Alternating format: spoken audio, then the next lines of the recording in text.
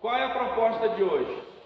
Nós vamos passar por dois livros muito en passant mesmo, para a gente fazer uma reflexão em cima de duas coisas, uma em cada livro, de Oséias e Joel.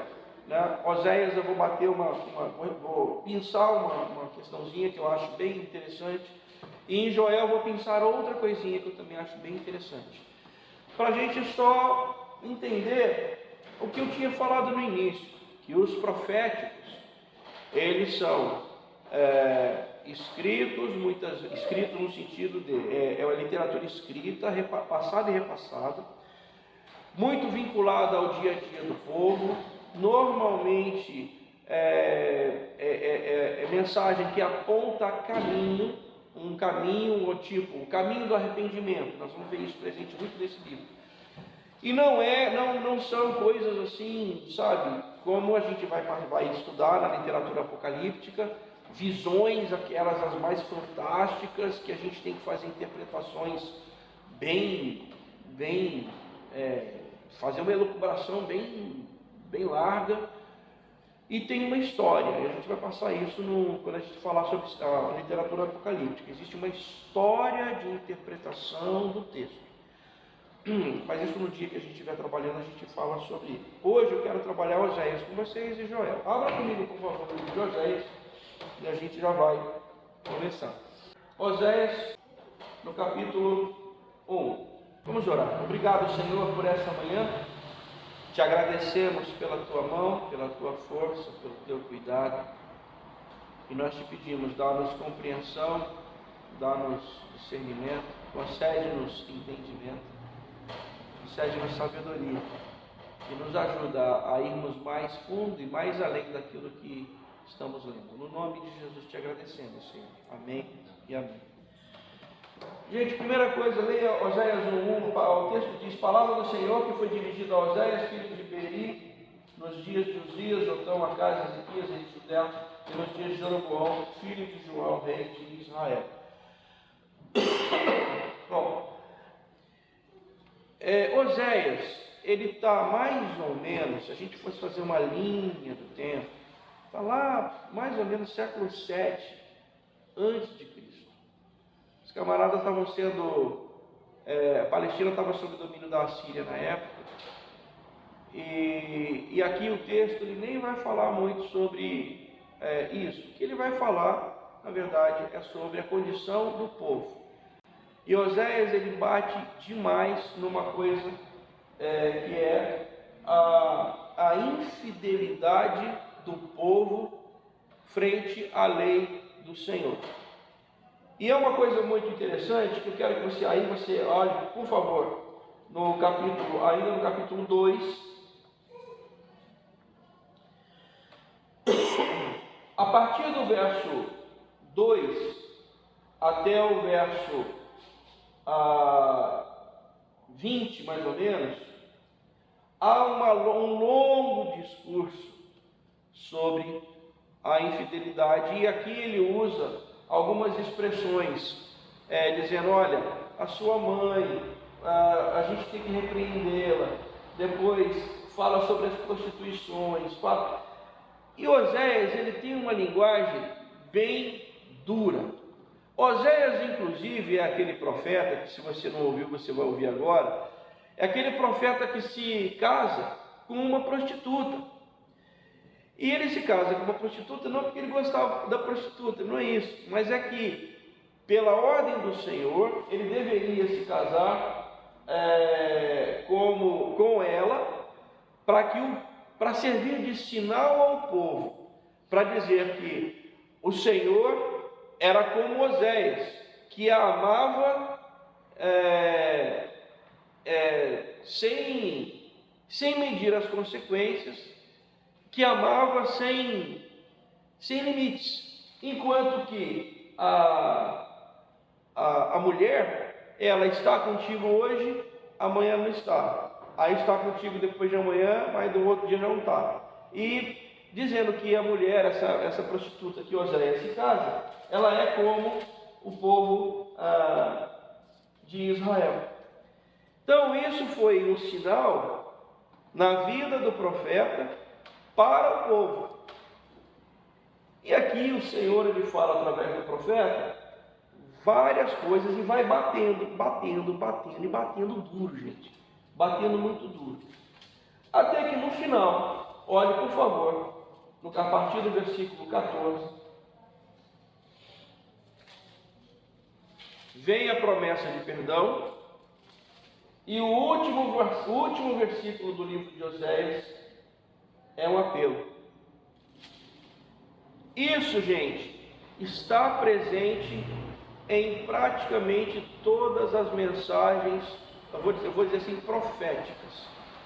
Nos livros proféticos, você sempre vai encontrar o apontar do caminho que o povo deixou, as consequências do pecado que o povo estava fazendo, a promessa de perdão e no final o apelo. Normalmente é isso, certo? Então, quando você pega a trilha dos proféticos, gente, isso está em Isaías, está em Ezequiel, Jeremias, está nos menores, está em Daniel. Daniel é um caso à parte, porque Daniel tem tanto a parte de literatura profética quanto a parte de literatura apocalíptica. Mas isso está presente em todos os momentos. Então isso é literatura profética. De modo que eu posso ter literatura profética ou textos proféticos dentro de outros textos, outros livros que não sejam os livros proféticos. Então, por exemplo, quando lá em Atos 2, e você não precisa abrir, mas eu quero que você apenas rememore, lá em Atos 2, quando Pedro faz aquela pregação, a primeira pregação, certo?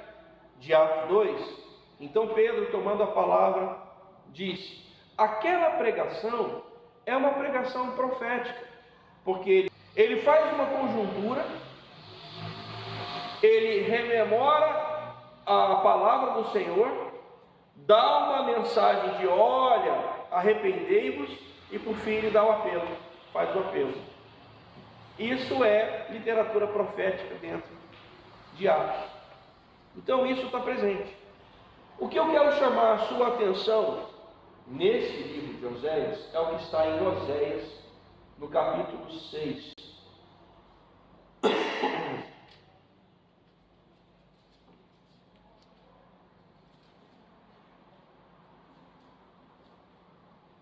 Verso 1, 2 e 3. Eu vou ler os três e vou fazer só uma reflexão contigo com relação a isso. Verso 1 do capítulo 6 diz: vinde e tornemos para o Senhor, porque Ele nos despedaçou e vos sarará, fez a ferida e a ligará. Depois de 2 dias nos revigorará, ao terceiro dia nos levantará e viveremos diante dele. Aí sim, verso 3: conheçamos e prossigamos em conhecer ao Senhor como a alva, a sua vinda é certa, e Ele descerá sobre nós como chuva serôdia que rega a terra. Deixa eu explorar isso aqui. Antes, deixa eu fazer um parênteses com vocês. Eu já falei isso, mas eu vou falar de novo. Verso 2 te lembra o quê? Aliás, verso 1 e verso 2 te lembra o quê? O que vem à tua memória? Você lê assim, leu rápido. O que te lembra? Te lembra Jesus. Não lembra? É alguém que foi despedaçado, foi ferido. Qual outro profeta que fala sobre alguém que foi despedaçado e ferido? Quem lembra? Isaías. Porque ele foi ferido pelas nossas transgressões e pelas suas pisaduras fomos sarados. Certo? 2 dias fica... depois de 2 dias nos revigorará e ao terceiro dia nos levantará. O que isso te lembra? Jesus. Lembra quando eu falei, há um tempo atrás, que os óculos dos cristãos perante a Bíblia hebraica era sempre um óculos do cristianismo de Cristo? Então, o que eu enxergo no texto do Antigo Testamento é um enxergar conforme o óculos de Jesus. A pergunta é sempre assim: onde está Jesus aqui? É que nem aquele brincadeira do Onde Está o Wally. Vocês já viram o livrinho do Onde Está o Wally? No começo, das primeiras páginas, né? É bem facinho. É bem tranquilinho você encontrar o Wally. Mas depois, no tempo, as páginas finais, já é um tumulto, né? Muita gente aglomerada e você não consegue encontrar o óleo. Com o texto do Antigo Testamento, é algo muito parecido com relação à pergunta que a gente faz: cadê Jesus? Por isso que quando nós, cristãos, lemos o Antigo Testamento, nós lemos o Antigo Testamento com esse óculos. Então, a gente enxerga Jesus em tudo. Por exemplo, em Gênesis, quando o Senhor está falando com a serpente e com a mulher: tu lhe ferirás a cabeça e tu, assim, eu fico imaginando Jesus apontando para a mulher, apontando para a serpente: tu lhe ferirás a cabeça e tu lhe ferirás o calcanhar, da tua descendência levantaria alguém. Aí você enxerga Jesus. Ou então, quando você encontra aquela ideia da Páscoa judaica, na última praga, o que se põe nos umbrais das portas, para que a última praga não pegue os primogênitos? Sangue do Cordeiro. O que os cristãos, logo, quando tudo aquilo aconteceu, o sangue do Cordeiro. E aí eles ressignificam a Páscoa. Mesma coisa, muito parecida, não é a mesma coisa, mas com relação ao Pentecostes, período agora que a gente passa. Vai vir a Quaresma, depois Pentecostes. O Pentecostes ele foi ressignificado, porque para eles era uma festa 50 dias após a Páscoa. Para nós, foi a descida do Espírito Santo. Então, para o cristão, Páscoa tem um significado e Pentecostes tem um significado. Para o judeu, não, eles estão ainda naquela dispensação. Então, quando você olha esse texto de Oséias 6, 1 e 2, não é à toa que você pensa o seguinte: quem escreveu ou quem compilou os relatos lá no Novo Testamento, dos evangelhos, né, sinóticos, Mateus, Marcos e Lucas, principalmente Mateus, viu? Eles, em vários momentos, eles reproduzem textos do Antigo Testamento que aparentemente para nós não tem, eles foram retirados do contexto, mas que para eles faziam sentido. Esse é um deles. Quando Jesus ele se levanta, né, ressurge ao terceiro dia, qual o texto que você acha que eles iam pegar? Oséias 6:2. Óbvio. Não estava escrito, não. Ou então, quando lá os magos, olha eu falando os magos, não é os magos mesmo, mago é isso mesmo, já ia falar reis magos. Os magos lá perguntam: onde está o rei dos judeus? E aí aquele furdúncio todo: onde foi? E aí vão para os escribas encontram aquele texto lá de Miqueias: opa, é Belém. Em Belém tem que nascer. E é um texto extraído no Antigo Testamento, aparentemente completamente fora do seu contexto. Mas para eles isso era comum, isso era normal, certo? Pois bem, Oséias 6:3 é um trecho que fala: prossigamos em conhecer. Aí eu paro para te perguntar: mas os judeus já não tinham a Torá? Eles já não tinham um conhecimento? O que aconteceu? Quem pode me dar uma pista? Você diz do desvio dele? Porque olha, Oséias 6:3 fala que eles não conhecem. Conheçamos, prossigamos conhecer. O que será que aconteceu? Eles resvalaram em qual pecado? Básico e, sim, bem primário. Quem pode? Eu acho que foi quando eles se misturaram com outros povos. Deus falava para destruir. E eles, nesse propósito, para que não pegasse, não aprendessem A cultura dos outros povos. Isso, a Sim. cultura dos outros povos. Não a mistura em si, mas a questão cultural. Isso. Ah, sim, faz sentido. Sim. Sugere, Lili, alguma coisa?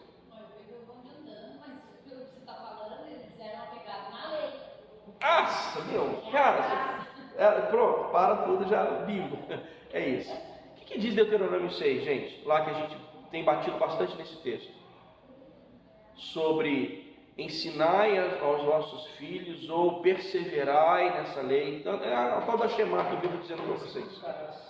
Inculcarás e falarás dela, assentado em tua casa, andando pelo caminho, ao deitar-te ou levantar-te. Ou então, perseverarás, ou então insistirás, aquela história do memorizar.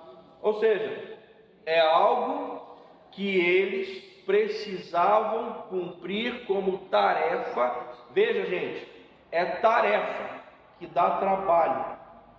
É como lavar o rosto todo dia, como se banhar, é como se assear todo dia, como comer, é como ir ao banheiro, é como, enfim, é tarefa diária.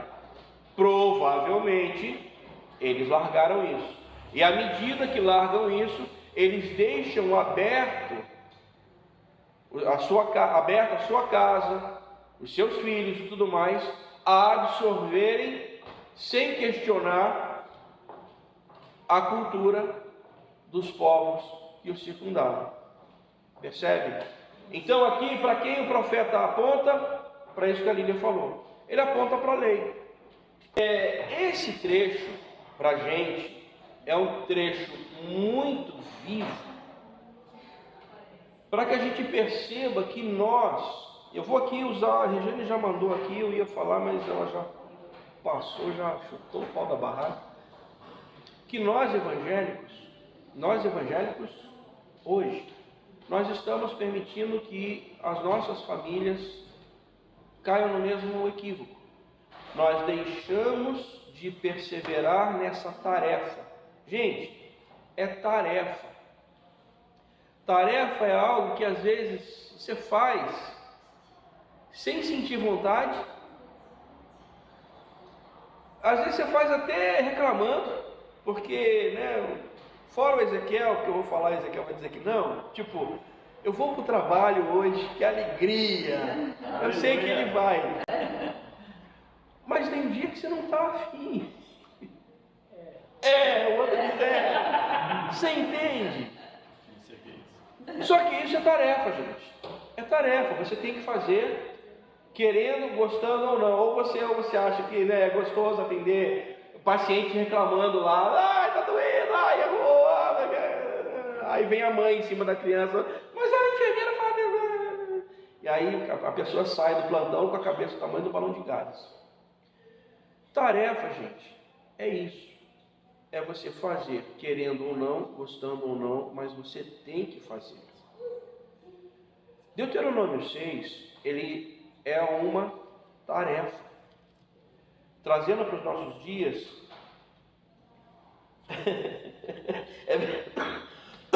já mesmo, Jane. Deuteronômio 6 indica para a gente, para nós, povo evangélico dos dias de hoje, uma tarefa que nós deixamos de fazer. Aí aqui a Regiane deu um soco, eu vou, né, dar o nocaute. A Shema, que o judeu faz até hoje, faz ao levantar e faz ao deitar. A Shema é um compilado de 3 textos.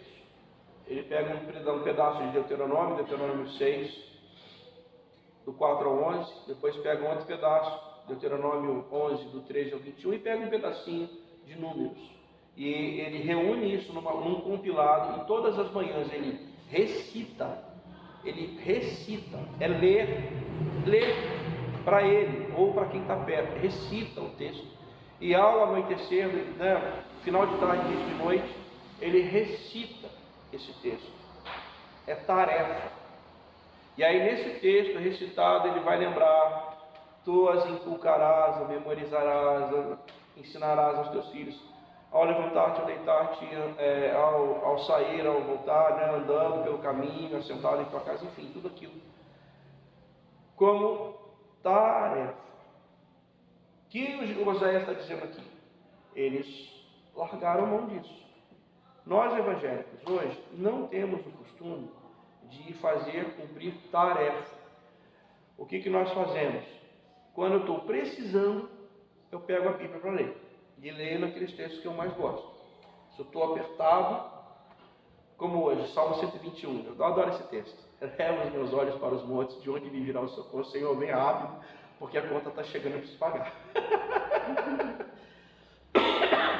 Ou então, quando eu estou com medo, Salmo 91, que habito no esconderijo do Altíssimo, ao sombra do Potente descansará, eu direi do Senhor, Deus meu. Ou então, quando eu estou muito ansioso, o Senhor é meu pastor e nada me faltará. Mas a ideia não é essa. A ideia não é pegar o texto quando eu preciso do texto. A ideia é eu cumprir a tarefa de ler, recitar, estudar esse texto todos os dias. Não porque eu estou sentindo um desejo, mas por princípio. Aí o que os evangélicos hoje fazem? Não cumprem a tarefa, porque eles não, a maioria dos evangélicos, boa parte, não lê. Vai ficando, eles estão trocando a leitura. E aí nesse ponto, gente, não é ser antiquado, conservador, retrógrado, velho. Mas isso aqui, o texto em papel, ele ajuda para que a gente não se disperse. Porque se você ler aqui o WhatsApp vai tocar, uma ligação vai entrar, alguém vai te dar um sinal, uma notificação do Instagram, do Facebook e tal. Você vai dispersar, meu. Você vai dispersar. É rapidinho, só vou ver rapidinho o que a pessoa quer. Nisso, 5, 10 minutos. 5, 10 minutos se foi. Aí daqui a pouquinho mais 5, 10 minutos. Aí já foram mais 20 minutos, meia hora. Brincando, gente, brincando. Eu instalei um parênteses dentro do parênteses. Eu instalei um aplicativo chamado Screen Time no meu aparelho. E ele me dá o tempo que eu fiquei logado, ativo no aparelho. Eu tomei um susto. Porque eu que me achava não tão viciado no negócio, eu vi que o meu aparelho fica ligado muito mais de 10 horas dia. Logado enfim, um monte de coisas. Isso é preocupante e é uma coisa, olha, peraí, vamos ver esse negócio direitinho. O que os evangélicos fazem hoje? Pegam isso aqui e dão na mão de quem? Das crianças. Onde é que fica Deuteronômio 6, gente? Se pra gente que é adulto já fica negócio ruim, para a criança então, você está deixando que ela absorva uma pancada de valores, que é isso que você falou, Rosane. Uma pancada de valores, e que a Regiane matou aqui, foi na veia, que não são nossos. E à medida que essa criança, 4 anos, 5, 6 anos, chegou aos 10, 11, game over. Com 11, 12 anos, vai ser muito difícil, muito difícil. Personalidade formada, vocês são pedagogos, vocês podem me dizer. É até quantos anos a forma? Formação de caráter até 5 anos. Até 5 anos, e 5 anos, formou caráter com 5 anos, daí para frente é tentar consertar. Eu estava até falando sobre isso essa semana, que assim, é muito complicado quando os pais dizem assim, não vou direcionar, deixa escolher. Quando os pais abrem mão disso, alguém na rua vai pegar. A mãe do amiguinho, a mãe do vizinho, alguém na rua vai pegar e vai ensinar alguma coisa. Então fica uma lacuna, né, quando os pais não ensinam. Então assim, tem que ter essa responsabilidade e assim, vai chegar uma certa idade que o natural é eles darem uma rebelada e querer olhar outra coisa. Só que se aquela semente foi plantada lá no comecinho, se aquilo está ali dentro, né, eu tive uma experiência com meu filho, quando ele chegou aos 17, 18 anos de idade, começou a namorar uma menina de família espírita e de fundo budista e tudo. E aí, um tempo depois, ele veio conversar comigo. Eu fui questionar algumas coisas com ele e ele falou pra mim, mãe, eu não te falei nada antes porque ia dar problema com você. Mas você acha que eu não fui pesquisar? Eu fui pesquisar. Eu fui estudar o budismo, eu fui estudar o espiritismo, eu fui estudar até o satanismo. Eu cheguei à conclusão de que o que eu aprendi até hoje é o caminho certo. Por quê? Porque lá na raiz, quando ele era pequenininho, eu enfiava a goela abaixo.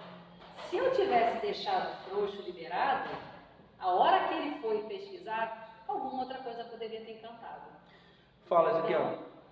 Não, você está falando, eu não sei porque eu não tenho Bíblia no celular, você sabe. Então eu costumo ler a Bíblia. Então eu troquei de Bíblia. Minha Bíblia estava toda acabada e tal, não sei o quê. Então eu comecei a ler novamente, vou ler inteiro novamente. E uma coisa que eu percebi é o seguinte, eu tenho um monte de anotações na outra Bíblia. Porque eu risco tudo da Bíblia. E eu estava vendo nessa daqui, os textos que eu já li, onde eu risquei é diferente do que eu risquei na outra. Olha só. Eu achei muito interessante isso, porque outras coisas diferentes me chamaram a atenção, que tinha chamado a atenção lá, eu tinha grifado, e agora outras coisas. Então, como você falou, o livro, você lê, o livro é muito interessante por isso. Você realmente fixa, né? Coisa que no celular você lê, apaga. Exatamente. Eu achei assim, interessante isso, perceber isso. São aqui que você vai olhando coisas diferentes. Então, isso que a Keila está falando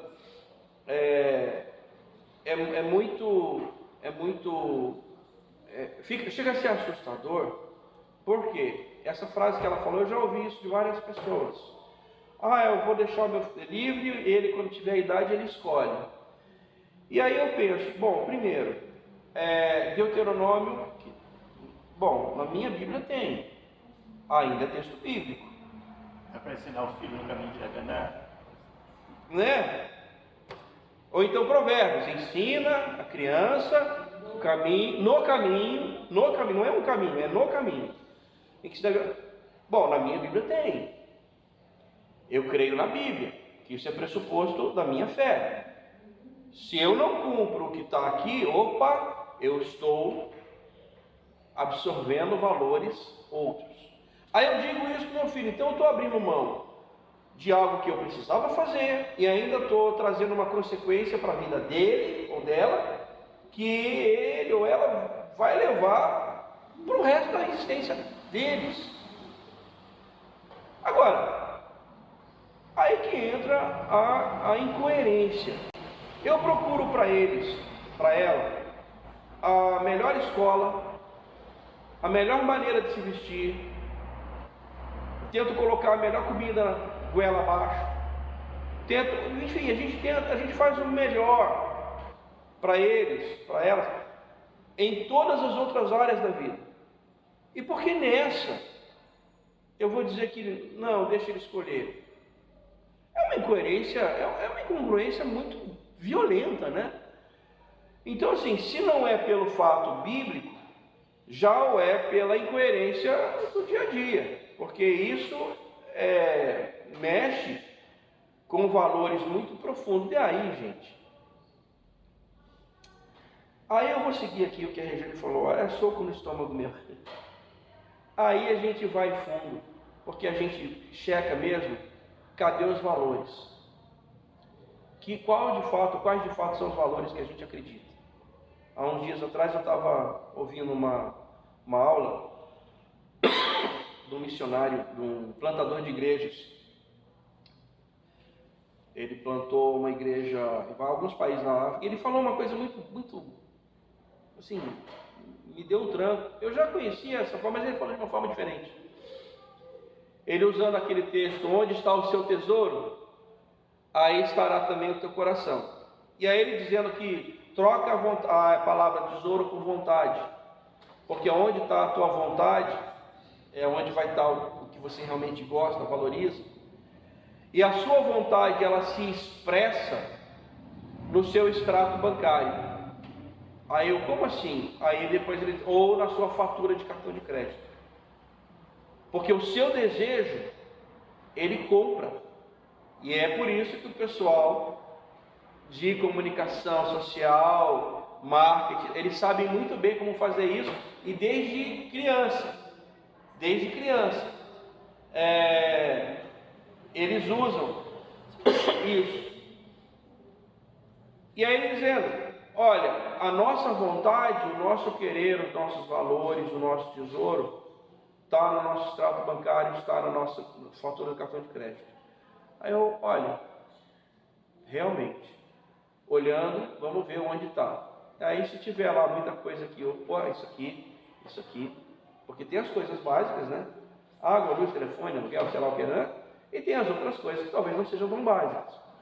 E aí nessas coisas que não sejam talvez tão básicas, elas denotam muito que onde está o nosso desejo, onde está a nossa vontade. Quando ele falou aquilo, eu pensei comigo, olha, é bem provável que as nossas vontades estejam externando quem de fato nós somos. E aí, quando a gente vem para o texto, e os profetas nesse sentido, eles falam muito eles são muito atuais nesse sentido. Eles estão evidenciando quem de fato nós somos, onde de fato nós estamos e em que de fato nós cremos. Quando a gente vem para o nosso mundo evangélico hoje e começa a fazer vamos fazer um checklist aqui, vamos fazer uma lista de verificação. Gente, a gente começa a ficar meio assustado, a ponto de questionar se o que alguns evangélicos falam ou pregam de fato é cristianismo ou não. Entende? Deixa eu ler aqui, a Regiane fez um textinho para a gente aqui. Peraí, Regiane, deixa eu ler aqui o que você escreveu.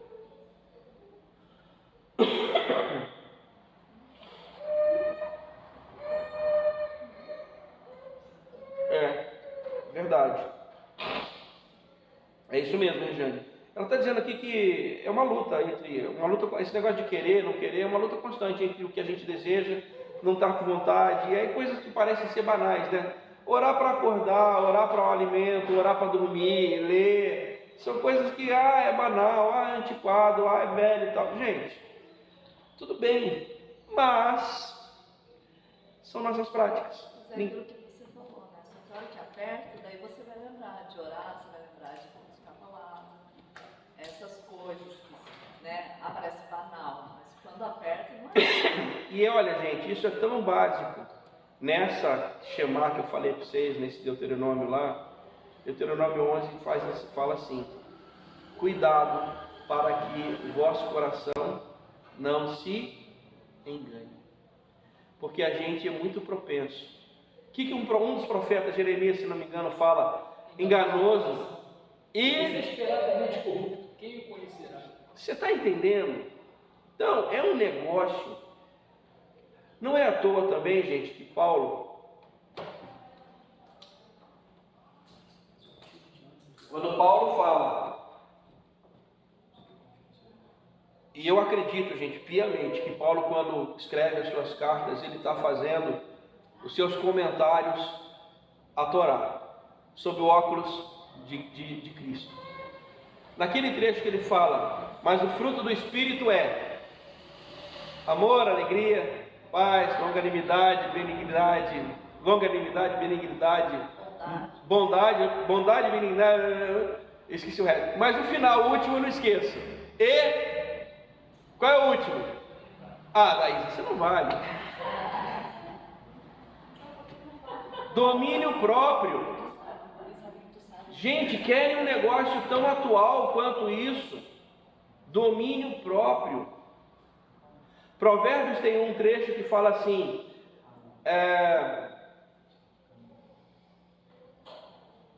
mais vale o longânimo do que o herói de guerra, mais vale o que se domina a si mesmo do que o que toma uma cidade. Isso é uma maneira de dizer, de forma poética, domínio próprio. Voltando para a analogia do cartão de crédito, é a briga entre o que eu quero e o que eu preciso. Né? O tempo todo eu vou falar assim, eu quero isso, mas eu preciso. Seja para comprar, seja para comer, seja para falar. Mas isso em tudo mesmo. Você está falando da questão do domínio próprio. Às vezes você quer tacar uma parede. Eu quero, mas eu preciso. Bom, gente, Oséias bate nisso e cai naquela ideia de que, olha, que é a ideia dos profetas: voltem ao Senhor, se arrependam, voltem à palavra, se arrependam.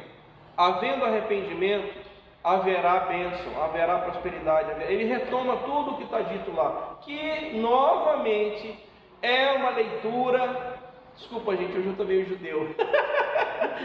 Mas é uma leitura da Shema. Qual é a promessa lá de Deuteronômio 11 no final? Abre comigo, por favor, só para a gente não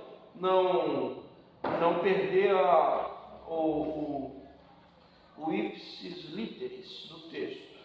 Deuteronômio capítulo 11, a partir do verso 13, veja, 11, 13, Deuteronômio 11, 13, olha, se diligentemente obedecermos, aí verso 14, olha a promessa, darei as chuvas, darei a erva, comereis, vos fartareis, verso 15, é promessa. Então, os profetas, eles retomam essa fórmula. Se você se voltar ao Senhor, uma vez voltando ao Senhor, o Senhor tem você se arrepende, o Senhor retorna a promessa de bênção, porque Ele é bom, Ele é misericordioso. Pode falar. Isaías 6 está falando isso, no versículo 1, né? Vinde e tornemos ao Senhor, porque Ele despedaçou e nos fará, feriu e nos atacou. Gente, essa é a linha profética, tá certo? Eu vou passar rapidamente em Joel, abra comigo no livro de Joel. Joel é já um profeta que o texto não diz, mas ele é mais recente. Então, é provável que ele tenha vivido entre os anos 300 e 200 antes de Cristo, é provável. E o que ele bate é uma coisa muito prática.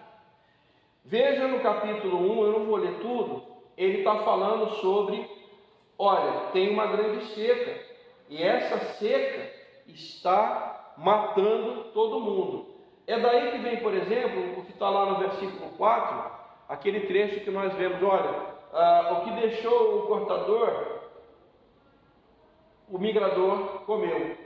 O que deixou o migrador, o devorador comeu. O que deixou o devorador, o destruidor comeu. E aí ele diz, seus bêbados, ébrios, uivai e chorai, porque vocês estão bebendo, por causa do mosto, por conta a bênção.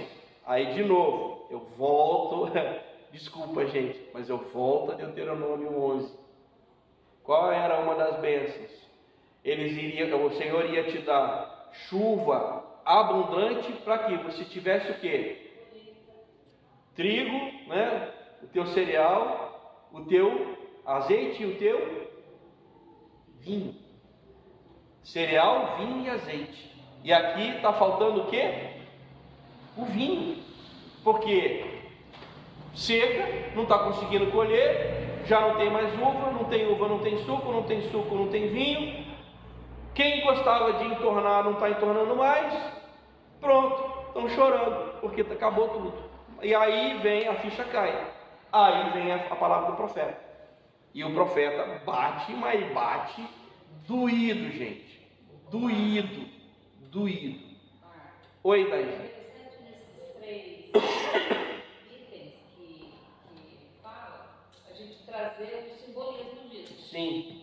O cereal é o pão, que é o alimento, o óleo é a unção e o vinho é a alegria. Alegria, exatamente. Então, vejam, quando o profeta bate aqui, Joel, profeta menor, a fórmula é a mesma. Voltem ao início, se arrependam e o Senhor há de dar bem. Vem a promessa de bênção. Não é à toa.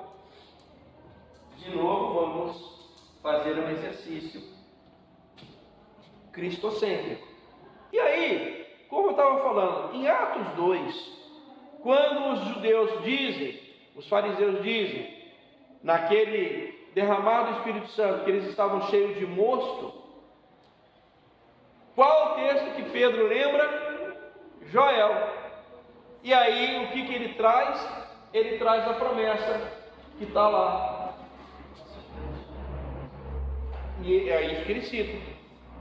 Os vossos filhos e vossas filhas profetizarão, os vossos velhos terão sonhos, ou sonharão, e sobre toda a carne se derramará. Ele traz para si, para aquele povo do tempo dele, um novo significado para o Pentecostes, dizendo, olha, essa, em outras palavras, essa é uma aliança do Senhor renovada, não somente para judeu, mas agora para todos os povos, que todos eles agora são capazes de, como aquele texto, aquela conjuntura ali, tinha gente de tudo quanto era língua, nação, era gente da diáspora, devia ter estrangeiro no povo.